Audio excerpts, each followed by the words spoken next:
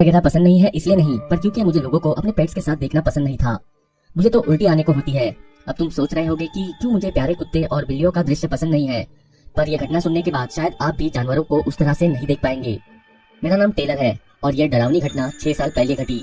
मैं उस समय 21 साल का था और कॉलेज बस खत्म ही किया था। मैं कुछ गंदे टाइम से गुजर रहा था। वो एक गुरुवार था जब मैं रोड के दूसरी तरफ सुपरमार्केट में ग्रोसरीज खरीदने गया था। मेरे पास सिर्फ $10 थे, तो मैंने बहुत थोड़ी ही चीजें खरीदी। जब मैं काउंटर पे गया तो देखा कि कैशियर जी मुझे घूर रहा है। हम दोस्त नहीं थे, पर एक दूसरे को जानते थे क्योंकि हम आसपास ही रहते थे। जब मैंने जो खरीदा था वो कैशियर टेबल पे रखा। उसने मुझे देखा और कहा, मैं ज्यादा नहीं जानता, पर क्या तुम्हारे पास कैश कम है टेलर? मैंने जवाब नहीं दिया क्योंकि मैं शर्मिंदा था।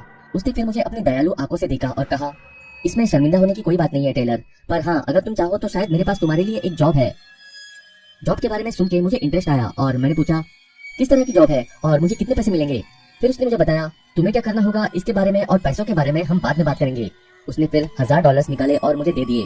मैं चौंक गया क्योंकि मैंने इतना पैसा बहुत दिनों से नहीं देखा था। और फिर वो बोला, इसे एडवांस समझ लो, पर याद रखना कि ऐसे पैसों के साथ जॉब कुछ इम्पोर्टेंट ही होगी। उसने फिर मेरा नंबर पूछा ताकि वो जॉब के बारे में मुझे और डिटेल्स दे सके। एक हफ्ता बीत गया और जेक का कॉल नहीं आया। मैं $1000 में से $700 खर्च चुका था, तो मुझे पता था अब जो भी काम हो मुझे करना ही पड़ेगा। पर मुझे लगा जैसे कि ये कुछ सुपरमार्केट को साफ करने जैसा होगा। उस रात को 3 बजे मेरे पास जेक का मैसेज आया, जाने के लिए तैयार हो कि क्या काम है? मुझे याद है वो कुछ लेट था, पर मैंने कहा अभी बहुत लेट हो चुका है, पर हाँ बताओ। तब उसने मुझे कहा कि मुझे टॉर ब्राउजर डाउनलोड करना पड़ेगा। मैं कंफ्यूज था, पर मैंने वही किया जैसे उसने कहा। उसके बाद उसने मुझे एक लिंक भेजी और कहा, मुझे नहीं पता कि तुम डार्क वेब के बारे में जानते हो या नहीं टेलर, पर ये डार्क वेब का लिंक है। फिर वो बोला, ये लिंक तुम्हें एक वेबसाइट पे लेके जाएगा जहाँ तुम्हें औरतों की वीडियोस दिखेगी जो ASMR खा रही है, पर सीरियसली देखना। फिर उसने मुझे लास्ट मैसेज भेजा, ये सिर्फ तुम्हें प्रिपेयर करने के लिए है कि तुम्हें क्या करना होगा, पर याद रखना पैसा आसानी से नहीं आता, तुम अगले हफ्ते से शुरू करोगे। और उसके बाद वो ऑफलाइन चला गया। अब मुझे कुछ डर सा लगने लगा क्योंकि वो बहुत वियर्ड एक्ट कर रहा था। और जब मैंने उस लिंक पे क्लिक किया तब मुझे पता चला कि वो क्या वाहियात चीजों के बारे में बात कर रहा था। वो लिंक मुझे एक ऑल नेचुरल नाम की साइट पे ले गया। पहली चीज जो मैंने देखी वो एक स्लोगन था, वेलकम फेलो ट्रू ईटर।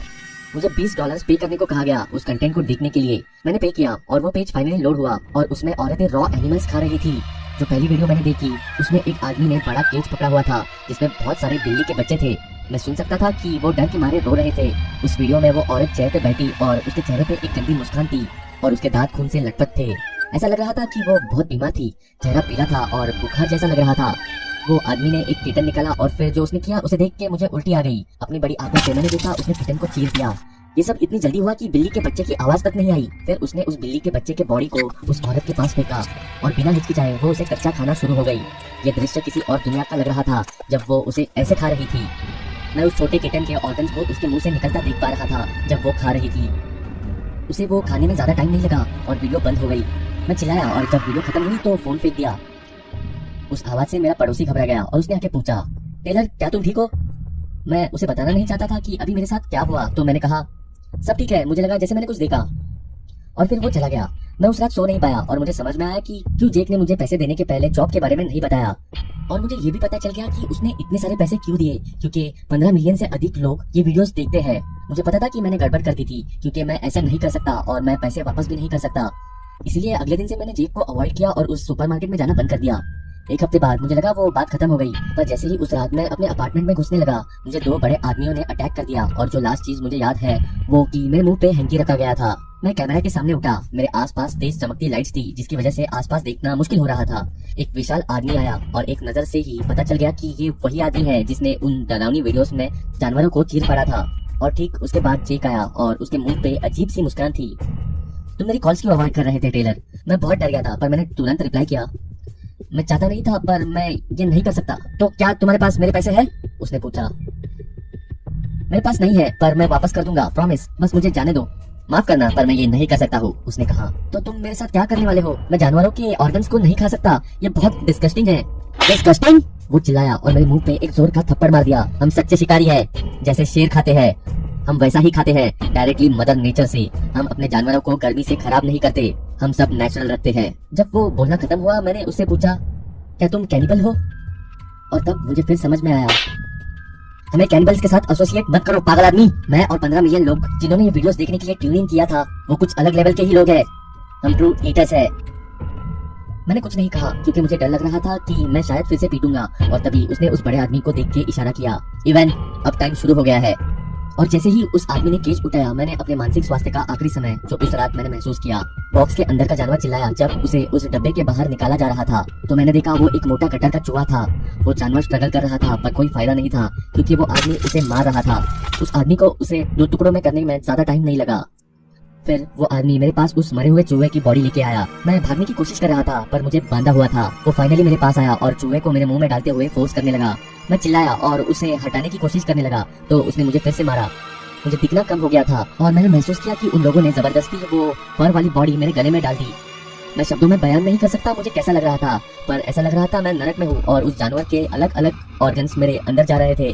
मैं गंदी तरह से उल्टी करने लगा पर इससे उन्हें कुछ भी फर्क नहीं पड़ा। वो कम से कम 30 मिनट तक यही करते रहे। मेरे में लड़ने की हिम्मत खत्म हो चुकी थी। उन्होंने मुझे खोला और फिर मुझे एक छोटे से कमरे में ले गए जहाँ उन्होंने मुझे रखा।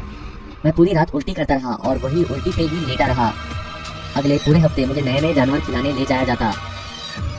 स्लॉट, पपीज, छोटे पक्षी और हर नया पशु पिछले वाले से घिनौना और गंदा होता। मुझे बीमार होने में ज्यादा टाइम नहीं लगा। वो शायद फ्राइडे था जब मुझे जोर जोर से आवाजें आने लगी थी। पुलिस आई है। मुझ में आशा की किरण जागी और मैं कहने वाला था कि मैं यहाँ हूँ कि मैं बेहोश होने लगा। जो लास्ट चीज उस रात की मुझे याद है वो कि मैं पुलिस के चारों तरफ से घिरा हुआ था। मैं हॉस्पिटल में उठा और देखा कि मेरी मम्मी, डॉक्टर और मेरे पड़ोसी सब मेरे चारों तरफ खड़े हुए थे। डॉक्टर ने कहा कि मैं बहुत लकी हूँ क्योंकि बहुत से गंदे बैक्टीरिया जैसी चीजें और लिस्टेरिया जो नॉर्मली कच्चे मीट में मिलता है मेरे बॉडी में पाए गए थे। मैंने अपनी मम्मी से पूछा कि पुलिस ने मुझे कैसे ढूंढा और उन्होंने बताया कि मेरे पड़ोसी ने नोटिस किया था कि मैं कुछ दिनों से लापता हूँ और उन्होंने पुलिस को फोन किया जिसकी वजह से मेरा फोन ट्रैक हुआ। मैंने अपने नेबर मिस्टर मैट को मेरी जान बचाने के लिए बहुत शुक्रिया किया। फिर कुछ पुलिस वाले अंदर आए और मुझसे कुछ सवाल पूछे और मैंने उन्हें वो सब बताया जो मुझे पता था। उन्होंने फिर मुझे कहा कि मैं कितना लकी हूँ क्योंकि उस वेयर हाउस में 70 औरतें मिली थी जिनमें से आधी तो मर चुकी थी। वो कह रहे थे कि केस अभी भी चल रहा है और वो इसकी तह तक जाएंगे। उस समय मुझे अपने आप से पता था कि वो 15 मिलियन ट्रू ईटर्स तक कभी नहीं पहुंच पाएंगे और कोई भी कुछ नहीं कर सकता। इस घटना को घटे 6 साल बीत चुके हैं। मैं अपनी मम्मी के साथ रहने लगा हूँ और कोई भी थेरेपी ये ट्रॉमा ठीक नहीं कर सकती है। मैं ठीक से खा भी नहीं पाता। मैं बस तभी खाता हूँ जब लगे कि जरूरी है। मैं जानवरों की तरफ भी ठीक से नहीं देख पाता। जो लोग क्यूटनेस दिखते हैं